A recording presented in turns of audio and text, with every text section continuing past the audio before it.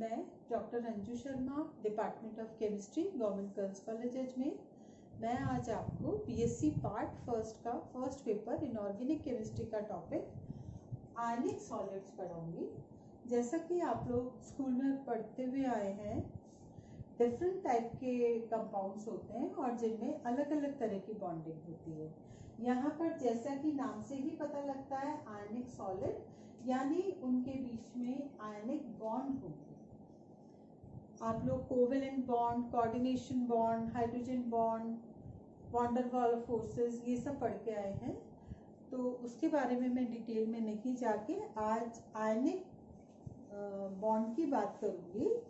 और क्योंकि ionic compounds में आयनिक बॉन्ड होते हैं और आयनिक बॉन्ड के लिए क्या होना चाहिए, every ion surrounded by as many as possible oppositely charge ions. एक पॉजिटिव आयन कई नेगेटिव आयन से घिरा हुआ रहता है और एक नेगेटिव आयन कई पॉजिटिव आयन से घिरा हुआ रहता है। अधिकतम संख्या अगर विपरीत आवेशित आयंस की होगी तो उस स्थिति में प्रबल बंध बनेगा, स्ट्रॉन्ग बॉन्ड का फॉर्मेशन होगा। अब हम ये देखेंगे कि आयनिक सॉलिड्स के क्या क्या कैरेक्टरिस्टिक्स हैं, उनके क्या क्या गुण होते हैं। उनकी जो भौतिक अवस्था होती है, physical state eight normal temperature found in solid states, सामान्य ताप पे ये ठोस अवस्था में पाए जाते हैं। इलेक्ट्रोस्टैटिक फोर्सेस है यहाँ पर, और जैसा कि पॉजिटिव और नेगेटिव आयन के बीच में प्रबल बंध बनते हैं, आयनिक बंध बनते हैं और उनको तोड़ना भी मुश्किल होता है, अधिक ऊर्जा की आवश्यकता होती है और इसी कारण हाई मेल्टिंग और बॉइलिंग पॉइंट होते हैं, यानी क्वथनांक और गलनांक का मान अधिक होता है। हार्डनेस होती है, ब्रिटल इन नेचर होते हैं और विलेय होते हैं जल में।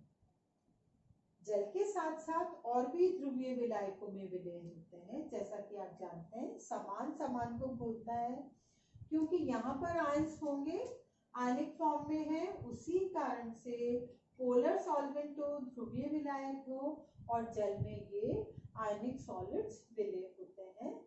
सॉलिड स्टेट में जब ये होते हैं, ठोस अवस्था में होते हैं, तो इलेक्ट्रिसिटी को कंडक्ट नहीं कर सकते, सुचालक नहीं होते हैं।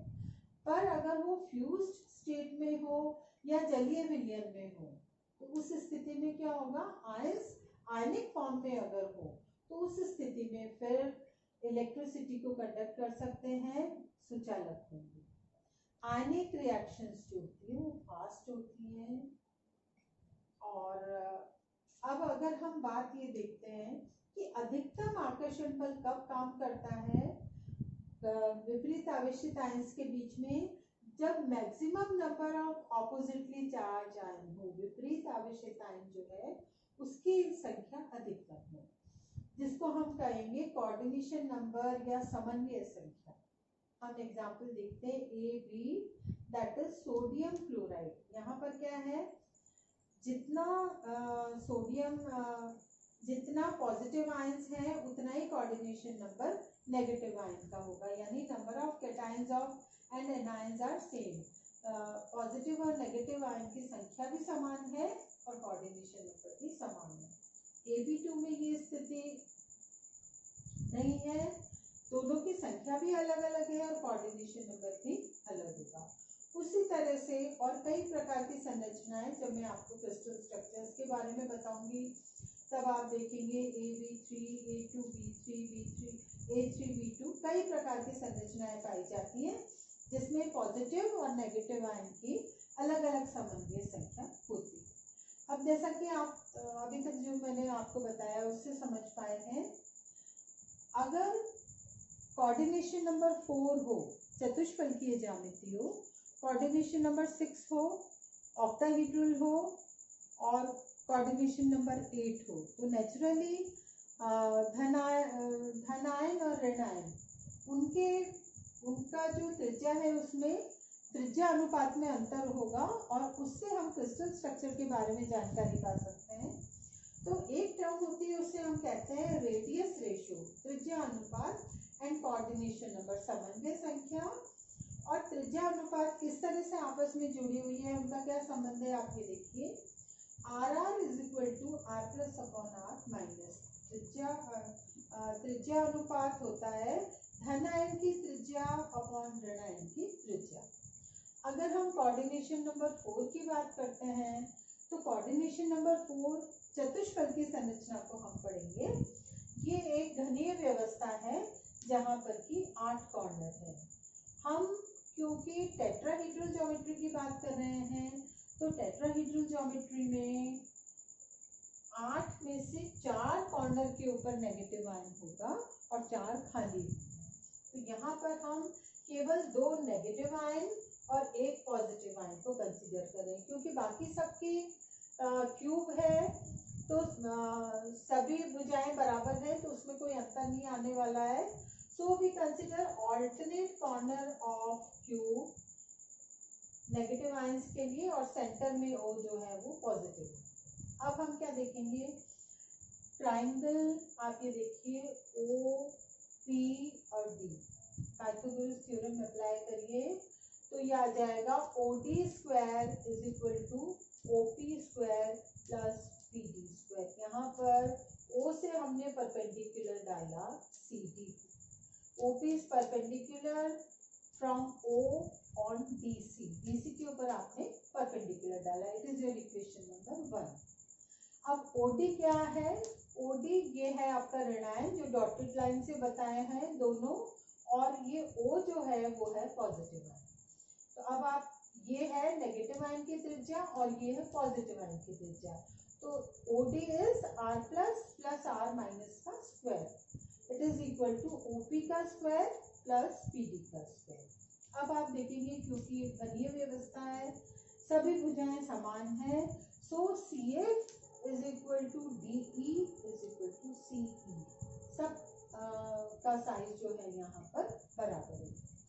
अब हम दूसरा ट्राइंगल देखते हैं। अभी हमने देखा था OPD, अब हम दूसरा ट्राइंगल देखेंगे CDE। ट्राइंगल CDE में क्या व्यवस्था है, 2PD is equal to CD, 2PD ये देखिए यहाँ पर 2PD is equal to CD। तो इससे क्या हो जाएगा, अब हम निकालेंगे it is equal to DE का स्क्वायर प्लस CE का स्क्वायर। ठीक है, ये पाइथागोरस थ्योरम अगेन हम यहाँ पर यूज करेंगे। सो क्योंकि ये दोनों बराबर हैं, DE और CE बराबर है, तो हम इसको इक्वेट कर सकते हैं।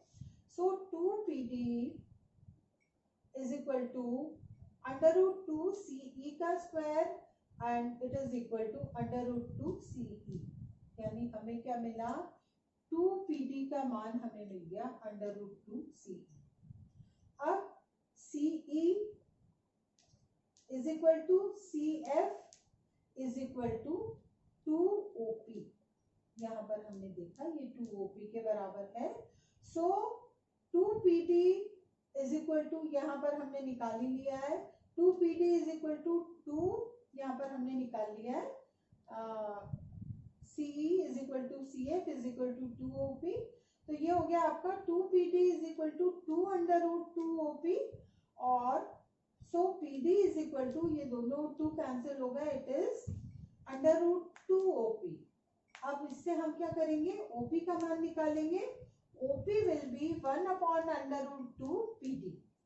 अब क्या करेंगे, OP का मान हमने निकाला 1/√2 PD, OP is equal to 1/√2 PD।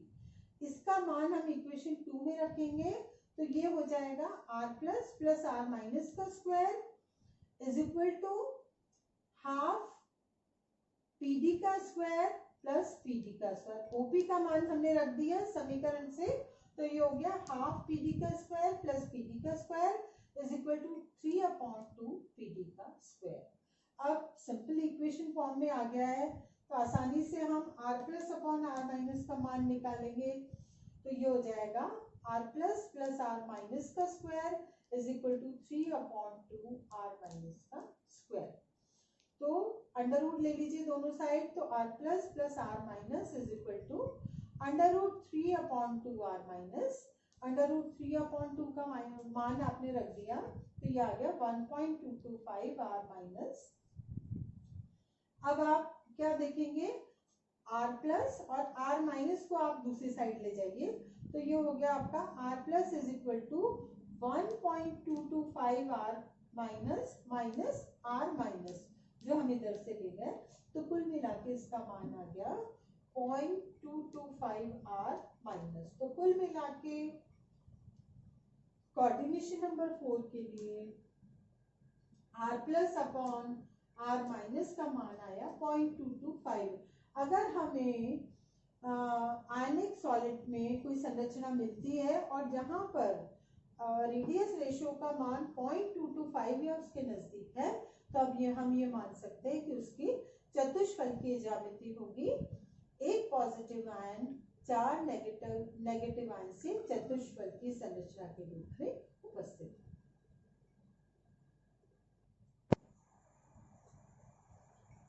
अभी हमने कोऑर्डिनेशन नंबर 4 टेट्राहीड्रल चतुष्फलकीय ज्यामिति के बारे में देखा था। बिल्कुल उसी तरह से हम कोऑर्डिनेशन नंबर 6 के बारे में देखेंगे। कोऑर्डिनेशन नंबर 6 मतलब क्या हुआ यहाँ पर, ऑक्टाहीड्रल या अष्टफलकीय ज्यामिति। जैसा अभी हमने कोऑर्डिनेशन नंबर 4 के केस में देखा था, टेट्राहीड्रल ज्योमेट्री चतुष्फलकीय ज्यामिति के लिए हमने रेडियस रेशियो का कैलकुलेशन किया था, उसी तरह से हम कोऑर्डिनेशन नंबर 6 के केस में देखेंगे। समन्वय संख्या 6, जिसका मतलब हुआ एक पॉजिटिव आयन 6 नेगेटिव आयन से घिरा हुआ है, 4 जो है नेगेटिव आयन वो एक तल पे है और बीच में पॉजिटिव आयन, एक तल से ऊपर है नेगेटिव आयन, एक तल से नीचे है। That means 1 on upper side, 1 on lower side and 4 ions on the same plane। ये जो 4 नेगेटिव आयन सेम प्लेन में है, हम यहाँ पर रेडियस रेशियो त्रिज्या अनुपात कैलकुलेट करने के लिए सिर्फ उन्हीं को कंसिडर करेंगे क्योंकि सभी में दूरी और कोण वगैरह सब बराबर है। तो यहाँ पर हम देखेंगे ट्राइंगल 4 नेगेटिवली चार्ज आयन, बीच में पॉजिटिवली चार्ज आयन, और यहाँ पर this is A, this B and this C. तो अब हम क्या करेंगे, रेडियस रेशियो निकालने के लिए ट्राइंगल ए बी सी को कंसिडर करेंगे। ये राइट एंगल ट्राइंगल है, समकोण त्रिभुज है। यहाँ पर A B square plus B C square is equal to A C square. हम पाइथागोरस थ्योरम अप्लाई करेंगे। ए बी स्क्वायर यहाँ पर क्या है, ये नेगेटिव आयन की त्रिज्या, ये पॉजिटिव आयन की त्रिज्या, और सिमिलरली ये पॉजिटिव आयन की त्रिज्या और ये नेगेटिव आयन की त्रिज्या। तो A B square plus B C square हो गया आर प्लस आर माइनस का square, again R plus R minus का square and A C square. A C square क्या है, आर माइनस की त्रिज्या एंड अगेन आर माइनस की त्रिज्या, नेगेटिव आयन की त्रिज्या। तो ये हो गया 2r माइनस का स्क्वायर। अब हम इसको कैलकुलेट कर लेंगे। ये दोनों अगर हम इनको ऐड करते हैं तो आ जाएगा 2r प्लस r माइनस का स्क्वायर। इसका हम स्क्वायर करेंगे तो ये आ जाएगा 2 इंटू 2r माइनस का स्क्वायर। ये दोनों 2 आपस में कैंसिल हो गए और हमने इसका अंडर रूट ले लिया, तो ये क्या आ गया, r plus r minus is equal to under root 2r minus. अब इससे हम क्या करेंगे, ये जो r माइनस है इसको हम नीचे ले आएंगे, तो हमारा हो जाएगा equation r plus r minus upon r minus is equal to under root 2। सिर्फ ये टर्म यहाँ पर बचेगी। अब हम क्या करेंगे, इसको स्प्लिट कर देंगे, 2 पार्ट में डिवाइड करेंगे, तो ये हो जाएगा r प्लस r माइनस, और ये जो दूसरा है ये r minus upon r minus, ये हो गया 1 is equal to under root 2। अब क्या होगा, r plus upon r minus is equal to, ये 1 को हम इस साइड ले जाएंगे तो ये आ जाएगा under root 2 minus 1, that is under root 2 का मान रखेंगे 1.414 minus 1, so it is equal to 0.414, यानी अष्टफलकीय संरचना होगी, संख्या अगर 6 होगी, उस स्थिति में radius ratio r plus upon r minus का मान 0.414 होगा। यानी अगर कोई आयनिक सॉलिड है और उसका हमको क्रिस्टल स्ट्रक्चर देखना है, उसमें हमें रेडियस रेशियो अगर मेंशन है 0.414, तो हम उसकी संरचना का अंदाजा लगा सकते हैं कि उसमें अष्टफलकीय व्यवस्था पाई जाएगी। इस तरह से अलग अलग ज्योमेट्री के लिए अलग अलग रेडियस रेशियो की वैल्यू होगी। अभी हमने कोऑर्डिनेशन नंबर 4 और 6 के केस में देखा। अब नेक्स्ट लेक्चर में मैं आपको कोऑर्डिनेशन नंबर 8 के केस में रेडियस रेशियो कैलकुलेट करना बताऊंगी। Thank you.